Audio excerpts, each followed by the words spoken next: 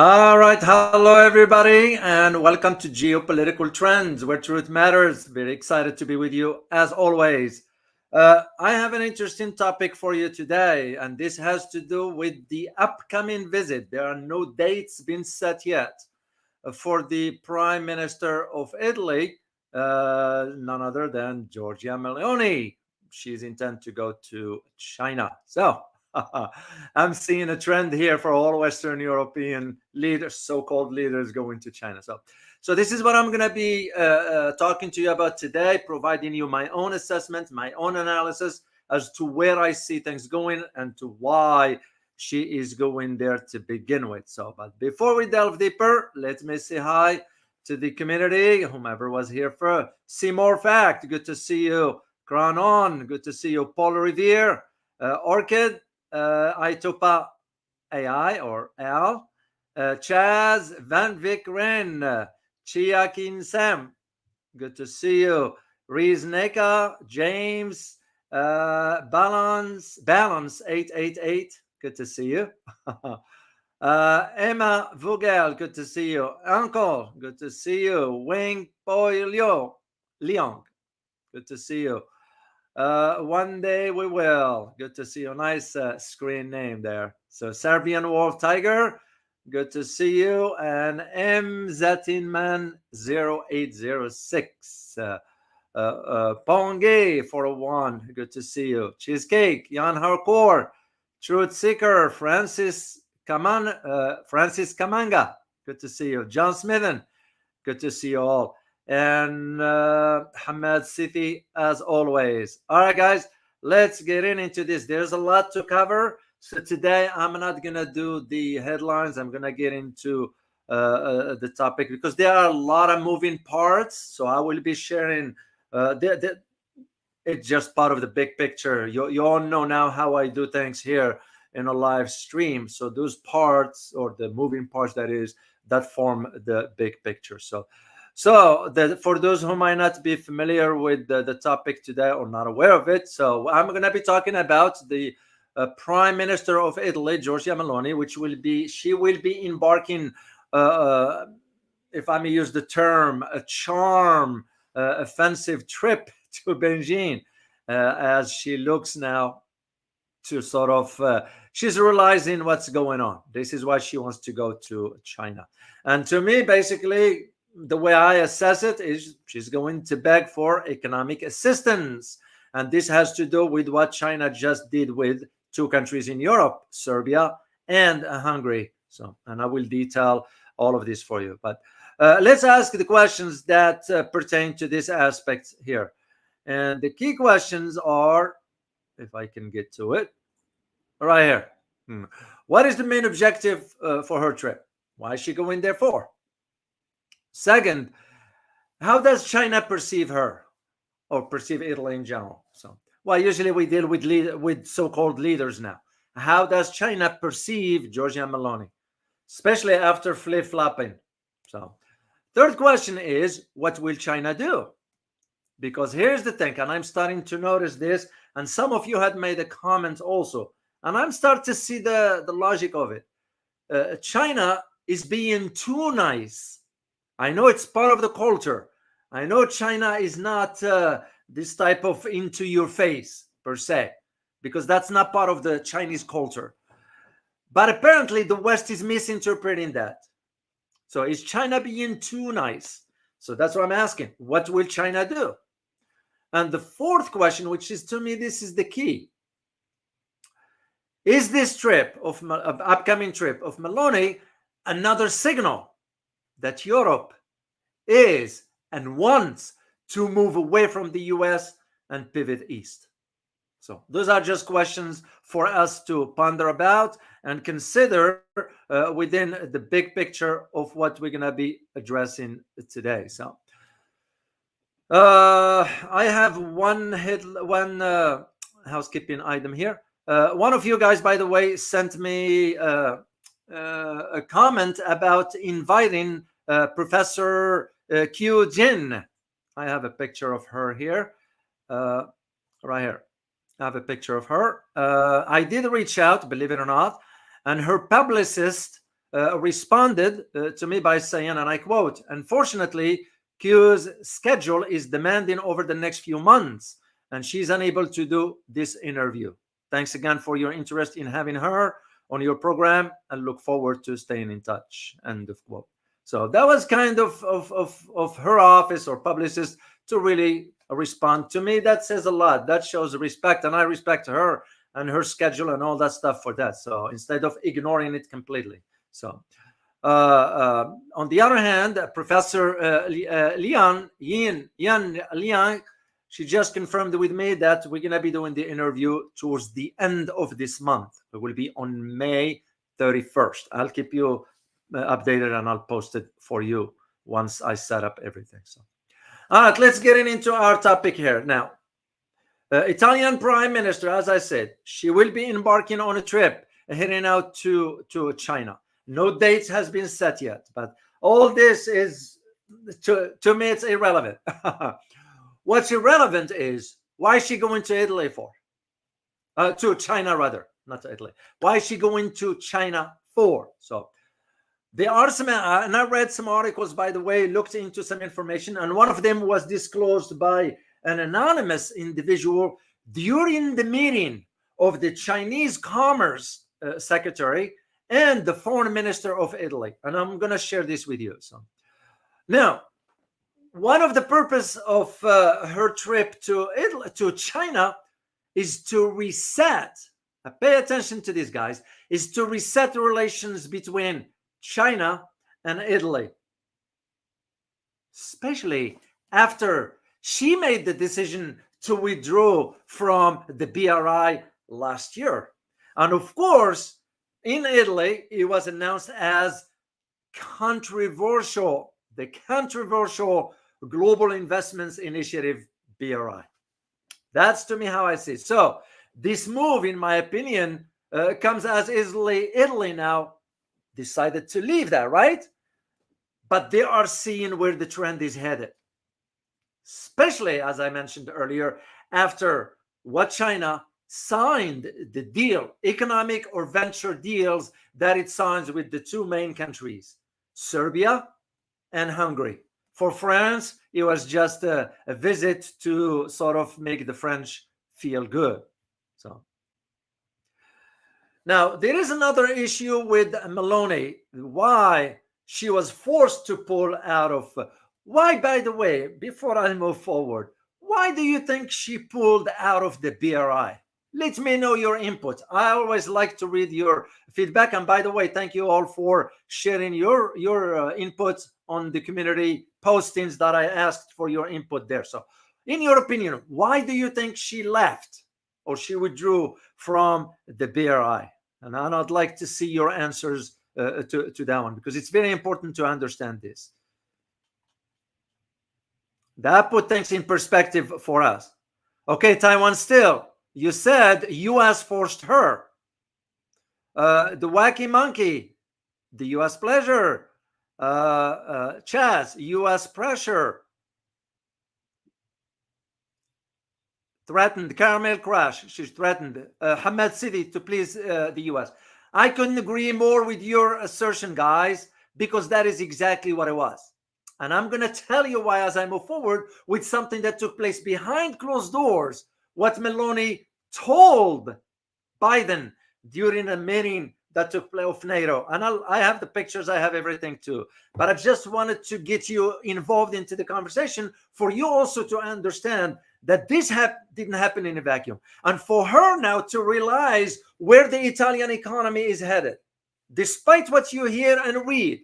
I read last night, and I have the link that I will share with you, that the Italian economy is improving, or it's about growing by about 1.9. I don't buy that. I don't buy that, because if it were the case, that would be the same for Germany. That would be the same for other major economies in Europe. The stats that I looked at, which came out of Brussels, I think they wanted to sugarcoat the data. You know why? Because they are realizing that Eastern Europe, the likes of Hungary and Serbia, are moving forward with the investments with China. And if we are to think about Who just visited China a few months ago? German Chancellor, right? Who else went to China from Western? Tony Blinken, of course. Janet Yellen, of course. So you got the idea. You got the idea. All Western, especially in Europe now, they are moving to that direction. And all this is because one of the deals that Hungary got with China has to do with the EV plants, the electric vehicle plants. Italy realized that it is now holding the end of the stick. And that is one of the reasons why she's going there. And I'm going to detail more after I'll talk to you about geography and history, because it is important to understand this part of the world. All right, let's start with, excuse me, let's start with geography here. Let me share the map from the World Atlas. And by the way, if you noticed, World Atlas sometimes uses different terminology for certain countries. I'll give you a quick example here. Last time when I did the South China Sea and so forth, and I put the map there, and he showed that is still named Myanmar. Some have argued that supposed to be Burma. So even for political maps, the wording can be very different. You look at it with Taiwan, how they carving out like an independent, which is not. So, but nonetheless, I still use the word atlas. But again, just to use the map, you reach your own decision and conclusion regarding this aspect. So Italy is located in the South Central Europe on the Apennine Peninsula. It is positioned both in the northern and eastern hemispheres of the earth, of course. Italy shares its borders with Switzerland and Austria in the north, with Slovenia in the northeast, and with France in the northwest. Of course, you got the two main enclaves, the Vatican City and San Marino are the two enclaves, sovereign states. In other words, they are independent from within. The Vatican is like an independent. It's by itself, has its own army, has its own whatever. And we all know what the Vatican is known for, right? There is a dark side there to that entity in Vatican, without getting into the detail of that. With its southern boundaries extending into the Mediterranean Sea, the boot-shaped Italian peninsula is bordered by the Adriatic Sea in the east, the Sea of Sicily in the south, the Ionian Sea in the southeast, the Ligurian Sea, and the Tyrrhenian Sea in the southwest.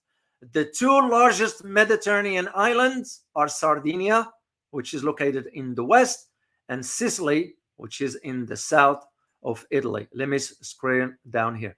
Yeah, there is Sardinia right here, okay? And you have the other one is Sardinia and Sicily. Yeah, Sardinia right here, and Sicily in the south. What is the... I have to scroll up here for you to see. So, all right, let's move on to history. And it's very, very important for you to know a few things about history. There's something I just learned. I'll admit it. I did not know, and I just learned it. And that's one of the purpose of why I always like to do a history here for you guys. So in many ways, the history of Italy is the history of the modern world. And yes, don't jump to conclusions that when you think about Italy, you think about Roman Empire. There is more into that. So many pivotal moments in the collective past of Italy. And of course, this is why Italy is considered the cornerstone of the European historic landscape. Yeah, there is no doubt about that one. And I'm going to just do brief stuff here with you guys because it's very, very long. I will provide you the link and you can read up on it later on should you choose to do so. We go about 500 BC. So during at the year 500 BC, a number of people, and here is the key to how Italy started. A number of people of different ethnicities and origin shared Italy. You got small Greek colonies dotted in the southern coast and the island of Sicily. Okay, you have also the Gauls or Gauls. This is where the former French president Charles de Gaulle, that's where it comes from. It's his ancestors. So Gauls, ancestor of today's modern French, roamed the mountains north in Italy. Then you have, this is to me was the surprising one, you have the Etruscans. Well, the Etruscans is a group originally hailing from somewhere in western Turkey. And those settled in central Italy and establishing a number of city-states, including what is known modern-day Bologna. Little is known that the Etruscans, except that they thrived for a time, creating a civilization that will pass down a fondness for bold architecture that includes stone arches, paved streets, sewers, and so forth, to its successor, the Roman Empire. This is why it's important for you to understand. Then you fast forward to when Rome was founded on April 21st, 753 BC by Romulus and Remus, the twin brothers. Yeah, those are twin brothers who claim to be sons of the war god Mars and to have been raised as infant by the she-wolf. Okay, move forward to when Rome went through 7 kings. Yeah, that's how many kingdoms they had. 7 kings. That's how many kings they had. 7 kings until 509 BC, when the last king was overthrown and the Roman Republic was formed. Then Rome became ruled by the 2 elected officials known as the consuls. A senate made up of wealthy aristocrats, okay, and the lower assembly that is represented the common people. This is why you see in the models in Britain, like with the common house, the lord of house and the common house, or the upper house and lower house, the same thing we have in the US with the Senate and the House of Representatives. All of them traces their roots back to this. And this format of government worked well at first. But as Rome expanded beyond the mere city-state to take over territory, not just in Italy, but overseas as well, the system of government came under severe strain. Okay. Now, by the 1st century BC, Rome was in crisis. And that's when you remember, I'm sure you heard in history about Spartacus. The Spartacus was a slave, led the common people in a revolt. That's why I always say, guys, power is with people. So when you have corrupted government, it's up to the people to set that government straight. And I'm talking about my country here in the US. So what happened with Spartacus? He led the revolt, popular revolt against the rule of the aristocratic people or elected individuals. Rome was able to put down the rebellion, but at a great cost, as the republic dissolved into a series of military dictatorships that ended with the assassination of Julius Caesar. Move to 29 BC, after a long power struggle, Julius Caesar's nephew, Octavius, seized power and declared himself Emperor Augustus. So the Roman Empire was born at that time. For the first 200 years, Rome thrived, ruling over a vast territory stretching from Britain and the Atlantic coast of Europe into the north and west to North Africa and Middle East in the south and the east.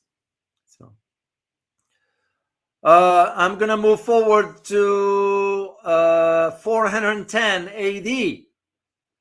And by the way, during the era of 180 AD, that's when Christianity became one and the only official religion in Italy at that time. And by the end of the 4th century AD, the Roman Empire split into two. The East, based out of the newly built capital of Constantinople, which is now modern Turkey, it thrived, eventually became the long-lasting Byzantine Empire. Rome, capital of the West, continued to decline at that time. And in 410 AD, Rome itself was sacked by barbarians, hordes. They called them at that time barbarians. So the Eastern Empire invaded, but failed to restore order and had to withdraw. So what happened after that? The Roman Empire in the West completely collapsed by the end of the 5th AD century. And for the next 1,000 years, Italy once again became a patchwork of a city-states, with Rome home to the Catholic Church being the most powerful.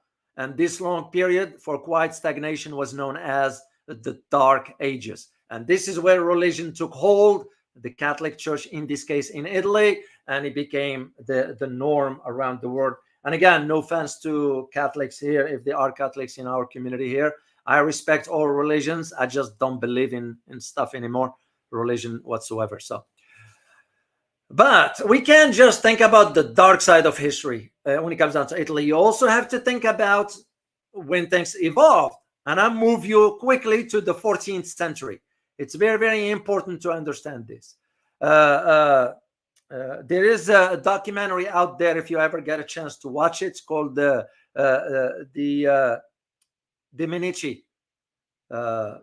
Medici, rather. It's called Medici, the family Medici that established the bank in Florence. So, well, why is this important to understand the history of it? Because prosperity didn't return to Italy till about 14th century in none other than the city-state of Florence. One, then Milan, then Pisa, then Genoa, and finally Venice. Why Venice? Because it became a center of all those, by the way, not just Venice, all of those became centers for trade. So the influx of wealth and increased trade, and once again, did you see how they flourished back then? Because of economy or economic ventures, not conflicts. Even back in history, you will think we will learn something from it. So the influx of wealth and increased trade, contact with foreign lands, transformed Italy into Europe's premier center of culture. And this was funded by wealthy patrons, the likes of, and I have pictures here for you guys, Leonardo da Vinci. Let me share a picture with you here. What is Leonardo da Vinci known for? Can anybody type in the chat box, guys? What is Leonardo da Vinci is known for? There is one particular thing that is known for.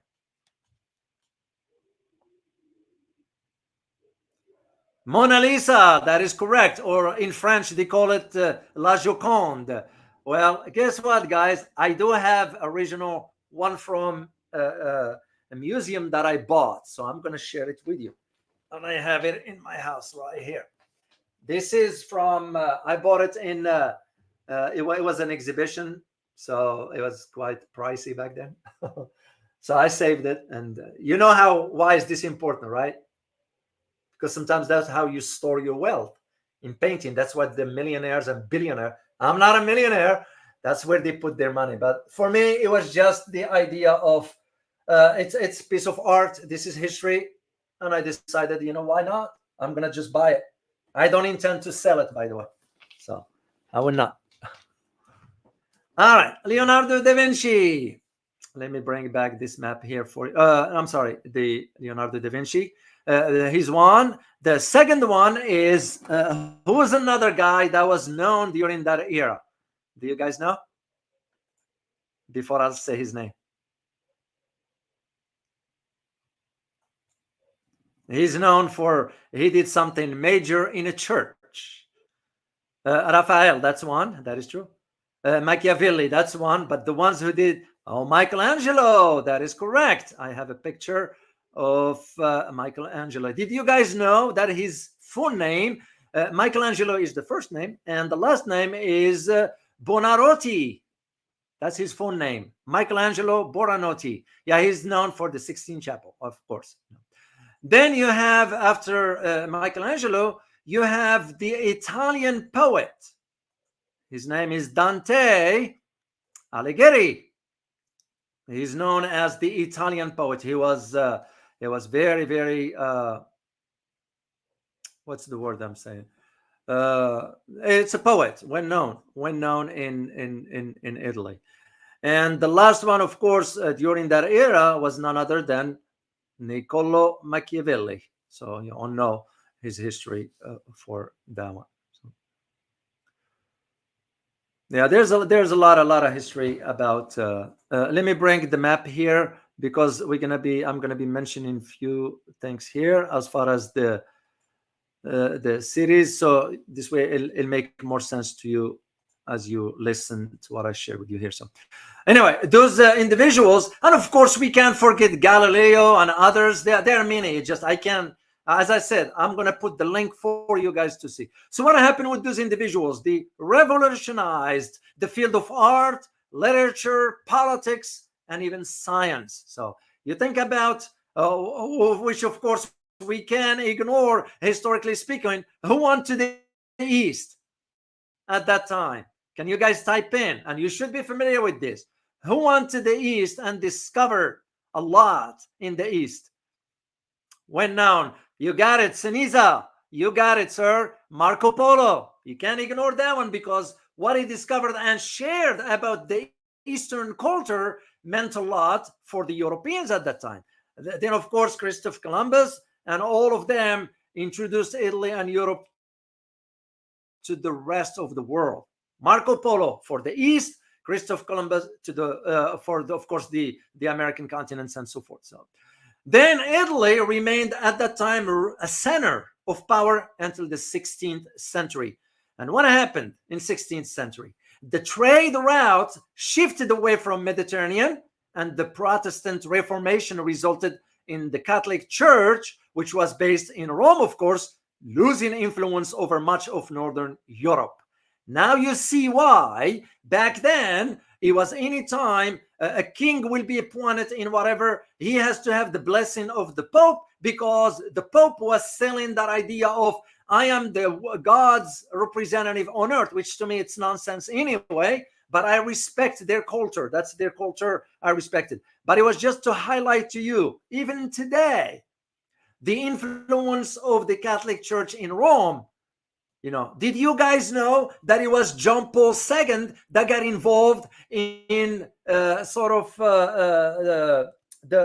fall of the Soviet Union? Yeah, John Paul II. You know, he was a nice man. He was a nice guy, nice man of God, whatever term you want to use. Why will he get involved in politics? But just to highlight to you the influence. We're not, you know, that's just part of it. So what happened at that time? Weakened, the various Italian city-states became vulnerable to the conquest by none other than Spain at that time, France, and Austria. And that's why Italy remained a patchwork of principalities controlled through proxies by the European powers until the 19th century. And what happened? Who was in charge in 19th century in Europe? Not entire Europe, but it was a major figure. Can you guys type in the chat box? When known from, I'll give you a hint here, from France. Because it's very important to understand all this.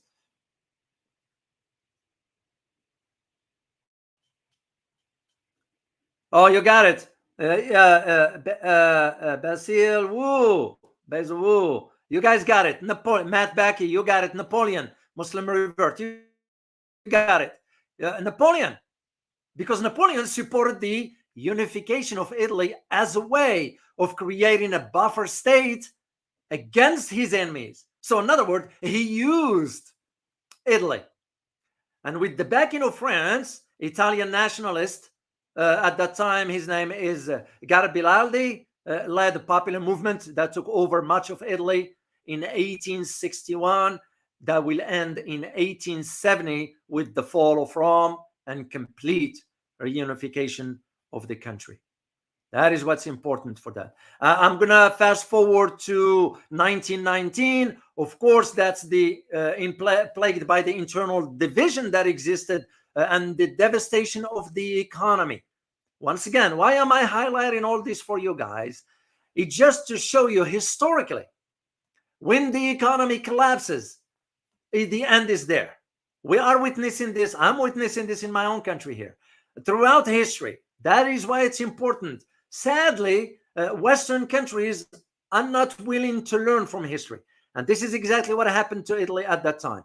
Internal political division, which what we are witnessing here in my country, for example, and the devastated economy by war. So what happened? The new kingdom of Italy was no Rome Empire anymore. And in 1919, frustrated that Italy has received few gains despite having been a victor in World War I.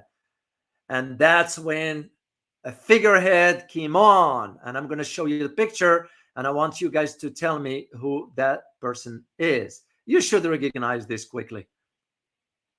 If you can type in the chat box, please. And I want to see your answer there.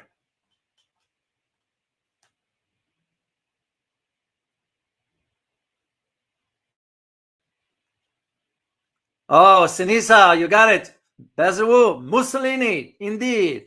And that is when he launched a movement that called for the restoration of Italy as great power. And in 1922, of course, impatient with the electoral politics, Mussolini led his supporters, known as the fascists, you all know what it is, and on march to Rome to seize power directly through coup. And that's the rest is history, as we say. Fast forward to 1930, because why I moved quickly here to this era, because it was during 1930, this is when Mussolini during that time dreamed of leading a new Roman Empire. And of course, you all know the history of that era. And in 1930, Mussolini himself endorsed in a dream of conquest by invading Ethiopia and Albania at that time. And when the Second World War broke out, Italy remained neutral at first. However, once it appears through the fall of France that Germany will win, Mussolini eagerly joined Adolf Hitler at that time, fellow fascist at that time, and a longtime ally. And the rest was history.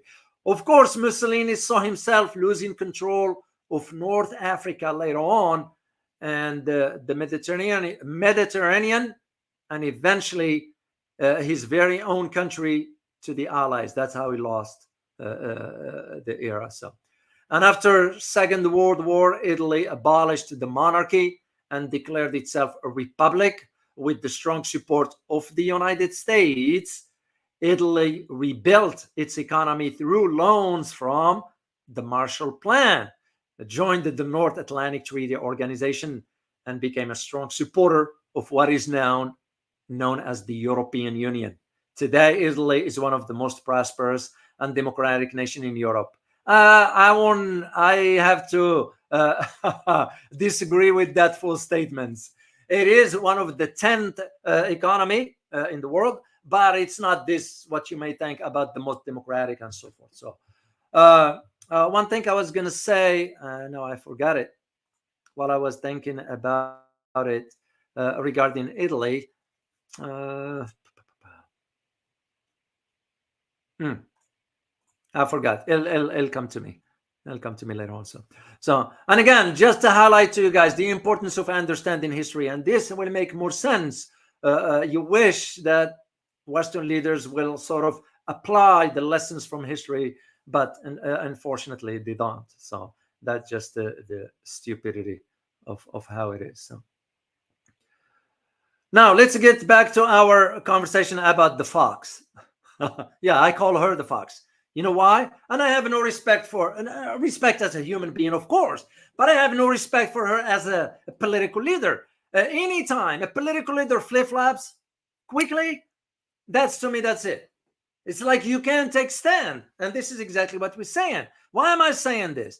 I'm saying this because when she was running for office, she was against the sanctions against Russia.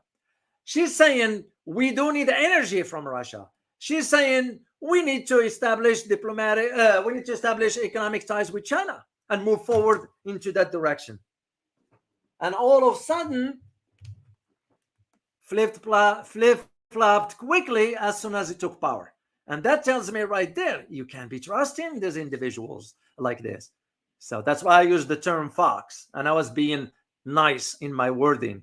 So now, the idea of her going to China, what for? Of course, she wanted to reset. This is the key word: reset the country's relations with China. Why made her think that China will just open its arm to Italy and say, sure, we'll pick off where we left off? Because to me, and this is where I agree with some of you who put a comment about, maybe China is being too nice. And I can see that. But again, I fall back into the history of China, that throughout its history, and when you go over 2,000, 3,000, 4,000, 5,000 years of history, and you look at the patterns, China was never this aggressive personality. It'll come into your face. Here I am. And China is not about that. So it's still till today maintaining that aspects of its culture. But the West seems to be wants to take advantage of that. First you had the German going there, you had the French, you had now the Italians. Well, it tells you right there, what do three countries share in common?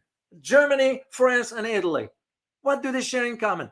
They are like the heart of the EU. When you think about Greece in the EU, no offense to the Greece, but the Greek economy is no comparison to Germany or France or Italy.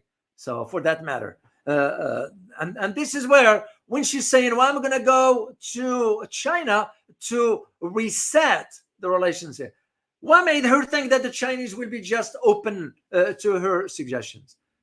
Especially after the controversial withdrawal, which most of you mentioned, and I couldn't agree more. He was under pressure by the US to withdraw from the BRI. So, and this is where, to me, I won't buy what she's saying. Yes, of course, Italy is considered the 10th largest economy in the world, the 4th largest economy in Europe, and one of the main export countries worldwide. Of course, they're known for certain sporty cars and all that. But again, all that is great. But if you have an average citizen, which, by the way, when the sanctions were applied and Italy joined the EU in the sanctions, guess what happened to the energy prices in Italy? I saw a video with my own eyes. Italians in, I think, the island of Sicily, they were burning the electricity bills when they got they said, well, I ain't gonna be paying the bills for this. And they all got together and put a pile and burned these bills. It's like almost gave the finger to the city hall saying, go F yourself. Yeah. So to me, when they're saying, well, it's GDP per capita is about 27,000 euros, all that doesn't mean a thing if an average Italian is struggling, which is the case. That's why I didn't buy the arguments for what the Brussels has released, the economic data suggesting that Italy's economy is moving in the right direction. No, it's a lie. It is a lie. Europe is done for, economically speaking. And Europe now, when I say Europe, I'm referring to the EU countries, are seeing what China just did with Hungary and Serbia. This is why I can't warn enough Serbian government not to join the EU. If they do, they're going to be handcuffed. Mark my word on it. Hungary now is handcuffed to a degree. And this is where the whole idea of now all of a sudden she's going to China. What for? So, and of course, this conversation started a few weeks ago. I was aware of a meeting that took place between Italian Foreign Minister Antonio Tajani, and he met with the Chinese Minister of Commerce. Let me get a picture here. I got the picture for you guys. for Mr. Wang. I hope I pronounce it correctly. Wang Guantou. He's the Chinese Minister of Commerce. And when he met with the foreign minister, Antonio Tajani, here is his picture right here. So when they met, that's when the conversation was about the idea of, well, maybe Maloney needs to go to meet with President Xi personally. I don't know. Once again, I find myself asking the same question that I asked you back then when Tony Blinken was about to go. Once again, I'm going to ask you the question. Do you think, in your opinion, should President Xi grant Giorgia Meloni audience? Yes or no? If you can type in the chat box, please. In your opinion, after what she did, pulling out of the BRI, should President Xi grant Giorgia Meloni audience? In other words, sit down with her and have a conversation. Or just let her meet with the Commerce Secretary, Mr. Wang, or Mr. Wang Yi, or whomever else. What do you guys think?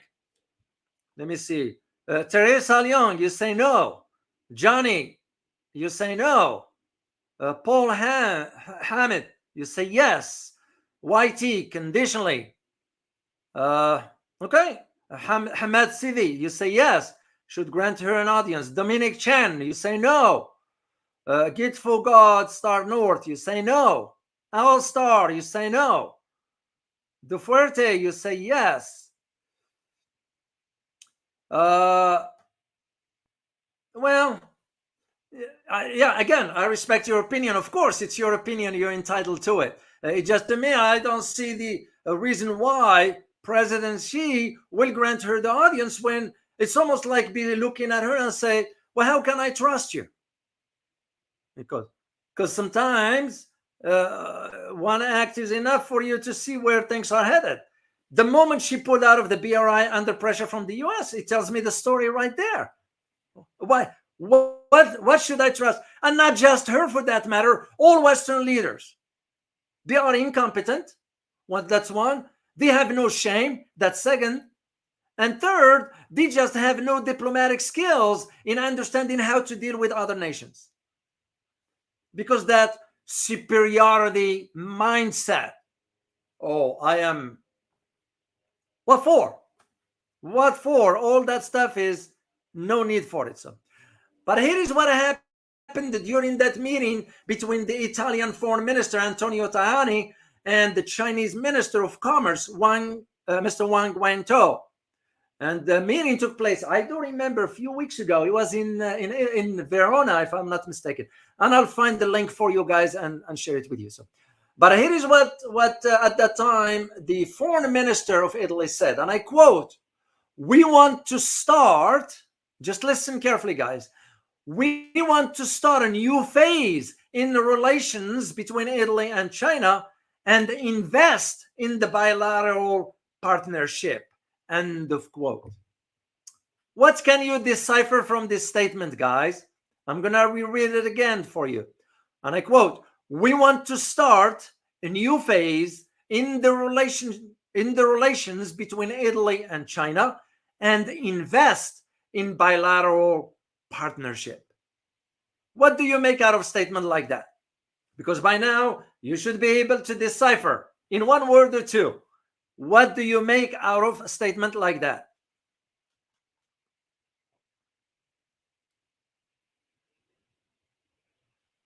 Let me just see.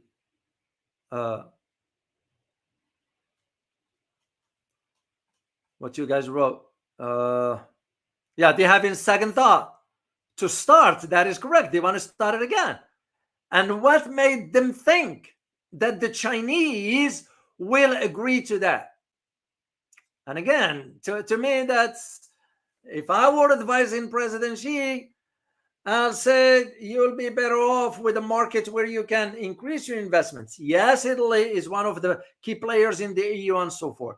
But if I am even to go that route, I'll go with Germany.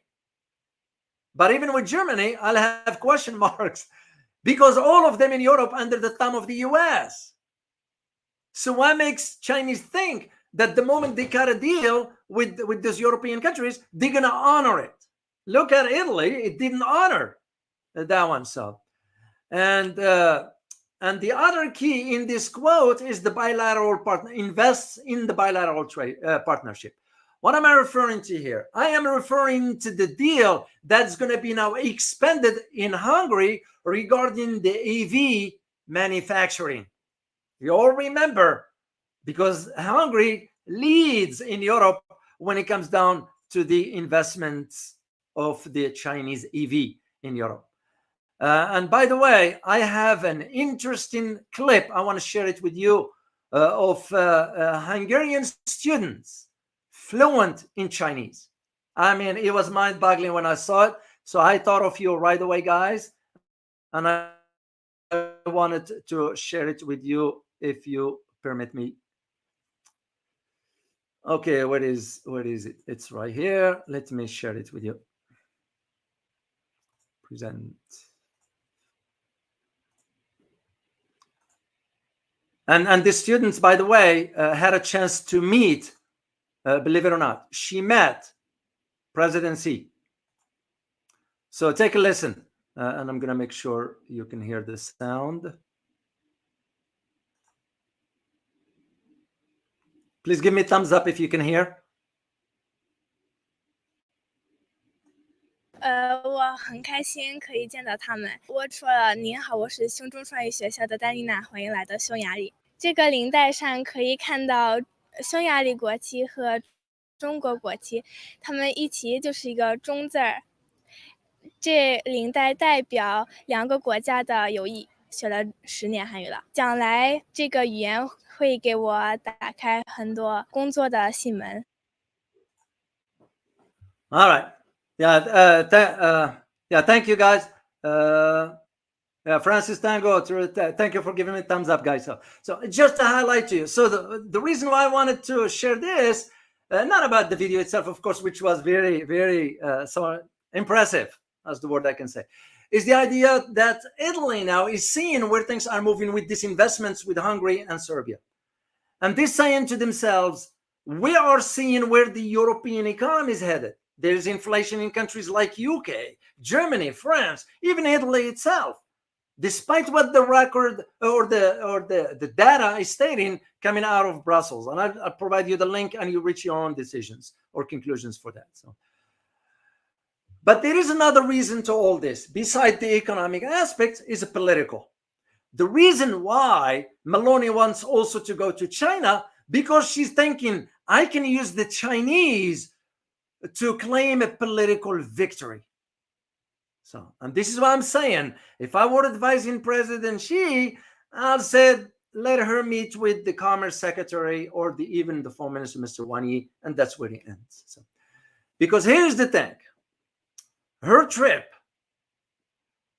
go to China from a political perspective, it will be perceived like, okay, I want a victory here on one end, but I also want an economic one by sort of maintaining trade with China, which are important to the business community in Italy, that is. But the political aspect comes from keeping her promise to none other than Brothers Italy Party. Because what was the promise there? Is to withdraw from the BRI. So, but again, this is where I say Western leaders have no shame.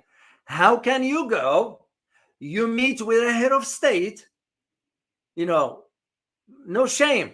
I can't do it. I can't do it. It's not in me. I can't do it. When you wanted to pull, which what you did, pulling out of the BRI, and yet going to China and saying, please help us with some investments in a bilateral level. That's to me where the hypocrisy is. But also Italy is seeing what Germany did and France did separately.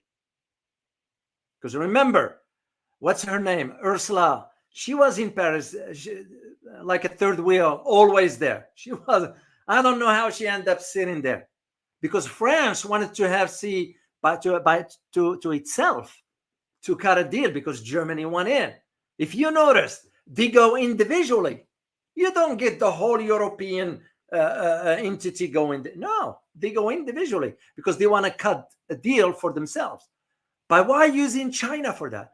Why doesn't she come to the US? Why Olaf Scholz didn't come to the US? Why Macron didn't come to the US? It tells me right there the story. So then comes another interesting aspect, which why I decided to call her a fox. Because what happened with the fox? You can't trust the fox. I'm going to share a picture with you here, guys, and I am going to give you my insights about in reference to what. Well, this one here was during, you all remember that NATO summit, right? And it was her first meeting there. This, by the way, this picture, which we give a credit to Chiara Albanese. She's the one, the author of this. This is during the NATO summit that took place in July last year. You all remember. So it's not about that. It's about what took place behind closed doors. What did Maloney, to me, that's what it's about. What did Maloney told Biden behind the scenes? You know what he told him? He told Biden privately that Italy plans to break with China. And that's where the first thing that came in as a response, get off BRI. So that is what took place behind closed doors. Because that decision, you go back and check when it was made. Okay. And that's the reason why Biden at that time wanted to include Maloney into the call regarding Ukraine. It tells you the story right there. So Italy, in my opinion, she is playing, she's a fox. I won't trust her. I won't trust her. And once again, if I am to say why President she will grant her an audience. No, not again. It's a Chinese decision. They have to decide on that one. What's at the heart of the matter is that Italy now is realizing that it's holding the end of the stick, economically speaking, and it needs a supporter. And in her opinion, well, China. No. And if you notice the pattern, European, the so-called the EU key players, they're not coming to the US, they go into China. China, of course, will have to play it safe and strategic. There are those who say China shouldn't even welcome it. No, diplomatically, it's not good. Doesn't look good, the optics of it. But China also will have to think strategically about it. Meet with her, not at that highest level, even though she's a prime minister. The equivalency of president in Italy is the prime minister, that is the head of the government. The president is just a formality. Same thing with the Germany, with the Steinmeier. Steinmeier is just a president figurehead, but the chancellor. Same thing in UK, even though the incompetent Sunak wasn't elected, was appointed. That just gives you an idea. Italy's realizing, the EVs from China are coming to Europe, whether they like it or not. This is why President Biden now is moving forward with the 100% tariffs. And I'm going to do a video for you guys. I found some information that you need to know. I'm going to do a video live stream for you about this one. Why is it important? And it's the US is moving, quadrupling certain sanctions on chips and the 100% tariffs on the. But China has an alternative. And there are two countries here in the Western Hemisphere. Two main countries that can play a role into this EV market. Can you guys guess which two countries are? Right here in my side of the world. Two main countries. And China is already thinking, this is a plan B in case.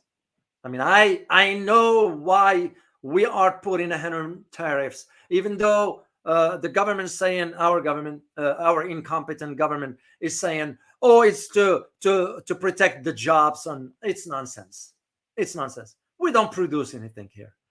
I mean, the auto manufacturing CEOs, when they went to China and saw, they were lost. So when we hear government saying, it's nothing but a fat lie. So which the two countries will, oh, you got it. Two of you guys got it. Caramel Crash, you said Brazil, which is true. And Free Daniel Durante, you said Mexico, which is true. Those two countries can play a role when it comes down to this EV. So the US can do all it wants. Put the tariffs 100%. Big markets in Brazil and in Mexico.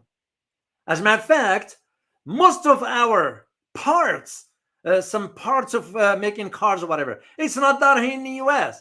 It's done in Mexico. So it's going to benefit Mexico. Just to tie it back to Italy, this is what Italy is seeing, especially in Europe. Hungary is going to move forward. Serbia is going to move forward. And I won't even be surprised that Germany might even loosen up certain trade regulations or whatever that is. But Europe is so weak, certain countries in Europe. And that's, once again, I am really wondering why, for example, Hungary still tied to the EU. Of course, you can't just leave the EU willy-nilly.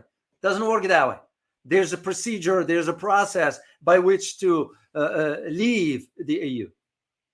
But again, I take a step back and ask myself, well, what is the EU doing for Hungary, Hungarian people? If it weren't for their leaders that is fighting for the people when he disagreed about sending more money to Ukraine. The same argument Giorgia Meloni made prior to becoming prime minister, arguing for no need to sanction Russia because we get energy from the Russians. Cheap. All of a sudden, the moment she won elections, flipped.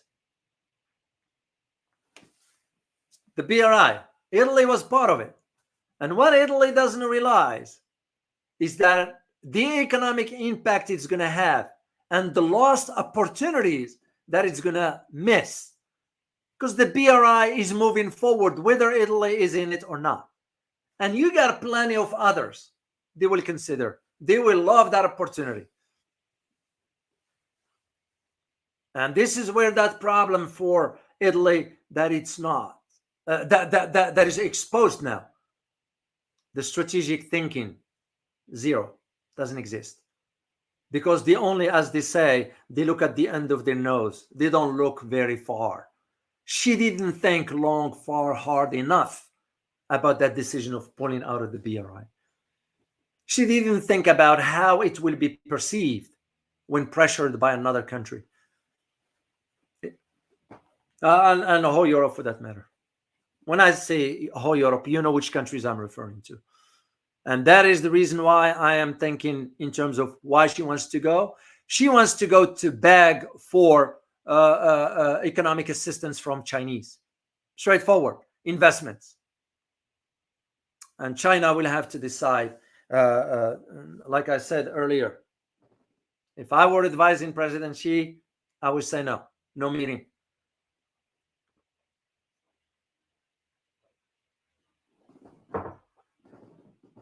But again, it's the culture of the Chinese.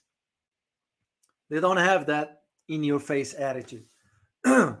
Europeans are kind of misinterpreting that. And that's a problem. And I think time has come, in my opinion,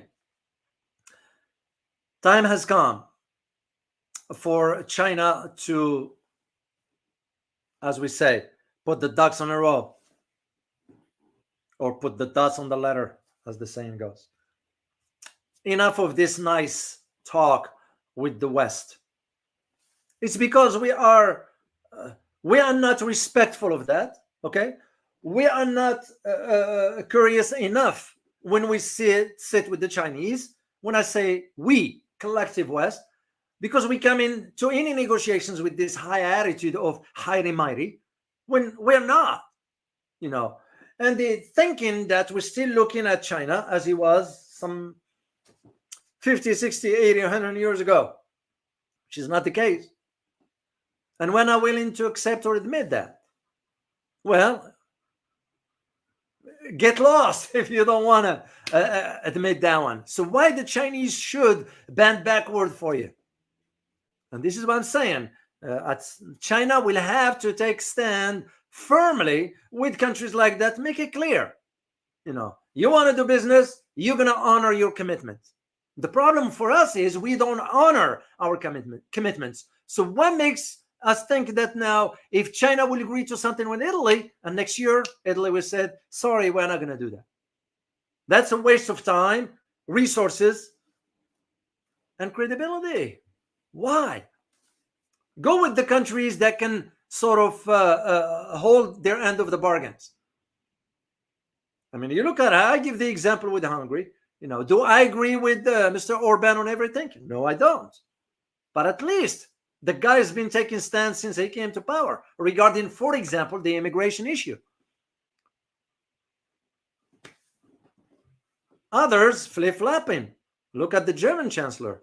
Look at the UK, France, Italy, Sweden, Finland, Denmark. You got the idea. And this is where I see that there. So the Chinese will have to think hard as to whether their President Xi, will grant her the audience or not. And it's all about Italy does not want to lose any economic opportunities. Well, you already lost it when you pulled out of the BRI. Fair enough.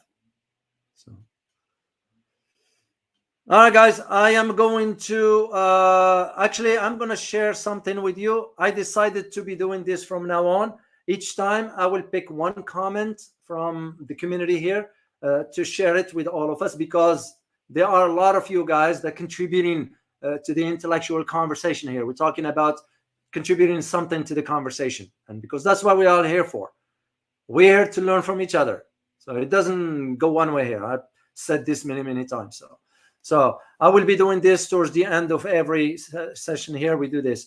Just to remind you, I am going to be reaching out to Carl Za for our monthly conversation here. And I will be preparing our community conversation. That's no geopolitics on that. I know the last of this month is going to fall on a Friday, the 31st. But that Friday, I think that's when I will have the interview with Professor Yan Liang. I think the 31st, not confirmed, but I'll figure out whether to do the community conversation on the 26th, the last Sunday of the month, or wait till the 2nd of next month. We'll see. Anyway, let me share this one with you here. And this is from Ron Burgundy 1475. And I share it as is. So I put it in quote. It says, and this about my recorded video I did for you about the analysis regarding South China Sea. He wrote, and I quote, thanks, Dr. O, for video. The tighter an empire grasps onto the past, the more its influence shrinks, like trying to tightly hold sand instead of scooping it. History tells us of the last 12 empires. In history, only 2 had ceded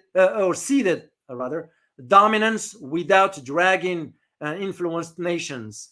UK was ceded relatively peacefully to the US after World War II, aside from the Boston Tea Party and the US Civil War. So with this knowledge, I pray world citizens don't just do what temporary leaders try to force on them, because the odds of many more Ukrainians is sadly not historically on the side of peace versus throwing vassal nations at the new rising power. History is a greater teacher, something our politicians know and choose to ignore, or simply just don't know because they are stuck with gigantic egos, thinking they are all powerful when they eat, poop, have kids, and die just like the rest of us. Excellent video, Doc. End of quote. Wow. Thank you so much, Ron. Truly appreciate you. And that's why I figured I will be doing this, guys, once in a while. Just share it with all of us. All right, I'm gonna take a question or two from you because I go before I leave and go work on the backyard. I got some work to do, and I'll show you the images of the garden, the stuff are growing and all that. So, all right, and thank you for being here. Thank you for keeping the conversation civil here. Truly appreciate you all. Oh, let me share the link for the support should you decide to support the channel. That's the PayPal over there, and this is the Buy Me Coffee should you decide to do that. All right, let's take a few questions here from you.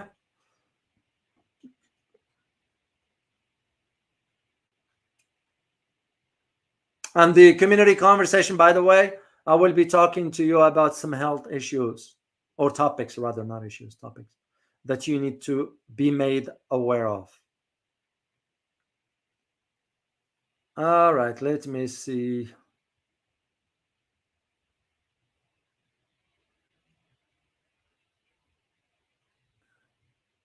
Teresa Leon, enjoy your lunch. I don't eat lunch. I only eat 2 meals a day. That's it. All right, Jack Robert, good to see you as always. Do you think after economic problems from Russia and the rest of the world will make Europe change policies with China? Well, no, sort of yes and no.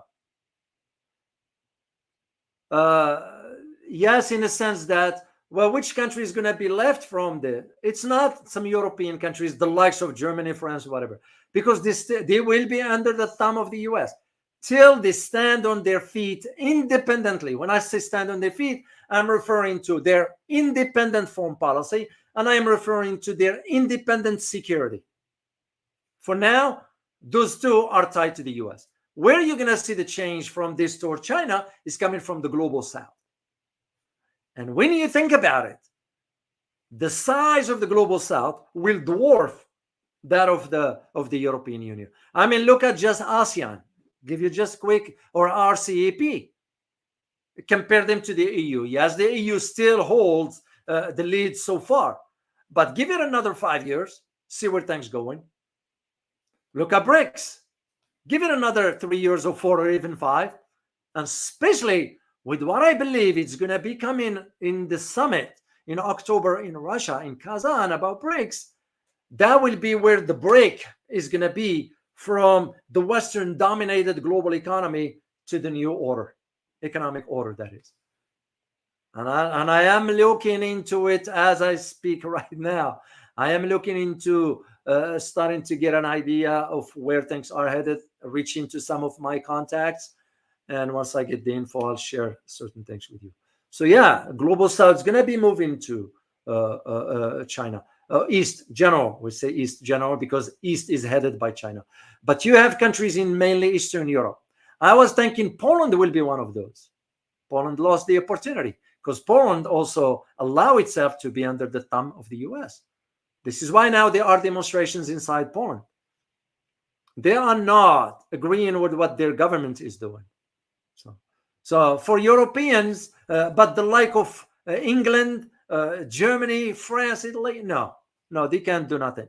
I just don't see them changing course. They will try to get something one-on-one with China, but it behooves China to think twice before engaging with them because you can't trust them. Simple as that. You can't trust Western leaders anymore. We say one thing and do another. That's not a way to do business. Yes, Hamad Sivi, thank you. Yes, guys, please hit the like button. I would really appreciate it. Muhammad Abdullahi. Yeah, no, sure. You share your knowledge. Why not? No questions, but a little remark. When you list the Western countries, you and other give Netherlands way too little mention. It is bad in the Netherlands as well. I have family lives in Netherlands. I talk to them. What the Netherlands government is doing is horrible. What they've been doing to the farmers. And now I'm watching what they're doing to the pro-Palestinian demonstrations.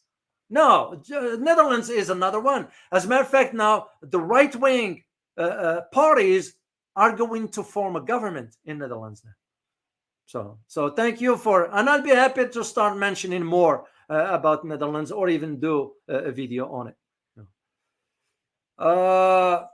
Question, Africa Unite 27. How can Europe stay alive? Well, Europe can stay alive by becoming independent from a security aspect and from foreign policy, and follow its own. The problem in Europe is it's not following its own. I mean, who's in a right mind will go against his or her economic welfare? Like my reference is to Germany. Why on earth will Germany support sanctions that the US mentioned or initiate against Russia? Why? Shooting itself in the foot, economically speaking. So, yeah, Europe can stay alive. Europe can thrive if they can free themselves from the shackles of the US. That is where it's going to be. So, that's the way I see it. That's the way I see it. Other than that, we're just going to be see a recycling of. You saw how the leaders are. European, they are incompetent. They are not even working for their own people. And when I say they, I'm referring to ours as well right here. I got an incompetent president. And the next one that wants to be president is even worse. I don't shy away from criticizing that, because it's the truth. It's my country. I care for it. But I ain't gonna change by itself, and this is anywhere, even in your life. Change doesn't happen if you don't make it happen. To those who say, well, God will help me. Come on, put God aside, leave that aside. Let's get realistic here. Change doesn't happen on its own if you don't initiate it, if you don't make it happen. That's just the way I see it. So Europe can survive, but Europe is too late for it. Look what's going on in Africa right now. Africa is waking up. Europe was depending on African resources 100% for cheap. Did you know what's his name? Ibrahim Traore, the head of Burkina Faso. You know what he just purchased recently? Can you guys guess? Can you guess what he just purchased recently? I want to see in the chat box if you can. If you guys can. I know it's a long shot, but I just want to get. Nuclear reactor, no. S-300, no. Not even weapons. No. You know what he purchased? He purchased 400 tractors for agriculture. Yeah, you got it. Africa Unite. He purchased 400 tractors. That to me says a lot. The guy cares about bringing his country up from the ground. How do you do that? You strengthen the economic base. How do you strengthen that? It's by helping people build that economic agriculture or agricultural landscape by providing assistance. He didn't go and buy some luxury cars. He didn't go and build some palace that, waste some money. Look at the Arab leaders or whatever, the kings or whatever that is. Look where the waste is. So, and this is why Africa is waking up. Africa has potentials. I always said this. And now, because Africa made the decision to break away from the West completely, Europe can do the same. Europe can do the same if it can free itself from the United States. The question is, does Europe have the will, determination to make it happen? And for now, or as of now, I don't see that, because the leaders in charge, not all of them, of course, I do not generalize, are so incompetent. That's the way I see it. So, Hong Luang, good to see you as always. Do the AB Americans know that Biden tariffs increases impacting daily Americans? No, they don't. They don't understand. Americans, sad to say for my fellow countrymen, some of us have no clue what is going on. They don't understand this. The reason being because they are being kept busy by design. They don't want people to think. Because once you start to think, you start asking key questions. The government doesn't want that. The elite don't want that. The social media don't want that. So, and I intend to address this on the other platform soon. This is why they don't understand. And these tariffs ain't about jobs. Go back in history and learn from what happened to Japan in the 70s. And you'll find out. Omar Grant, thank you so much for your super sticker, your vote. China should not speak to Maloney. I'm for it. I don't think emotionally, but for something like this, why grant her why President Xi should grant her the audience? And the indication for you, it's going to be like, for her, it's shameless. She got no shame.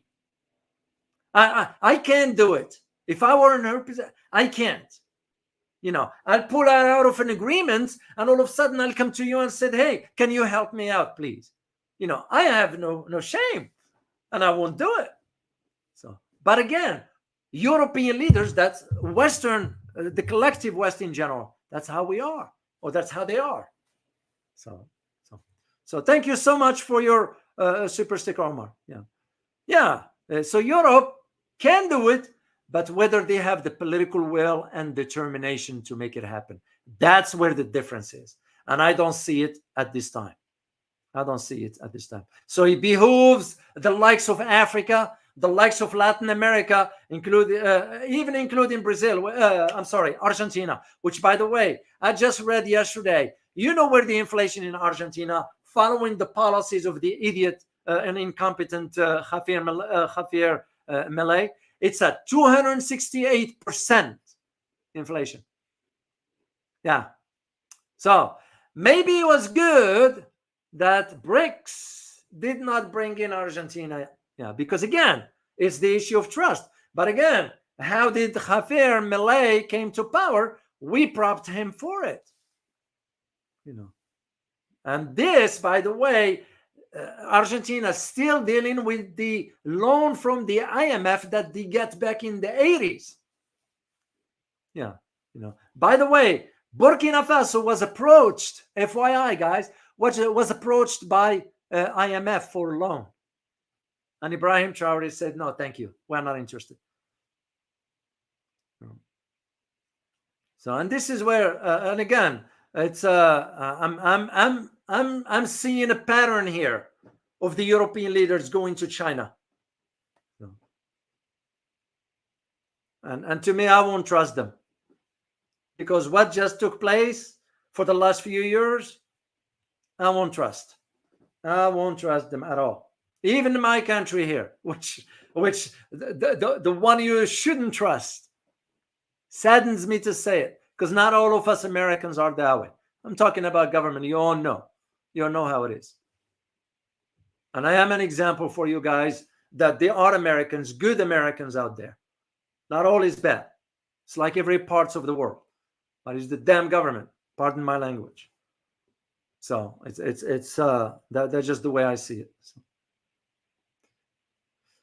All right, guys, I am going to sign off here because I have to go do a few works and also prepare something briefly. I might do a live stream for you tomorrow. I might not sure yet. But I intend to finalize certain information about the tariffs that Biden has mentioned and provide you a much bigger picture as to what's going on.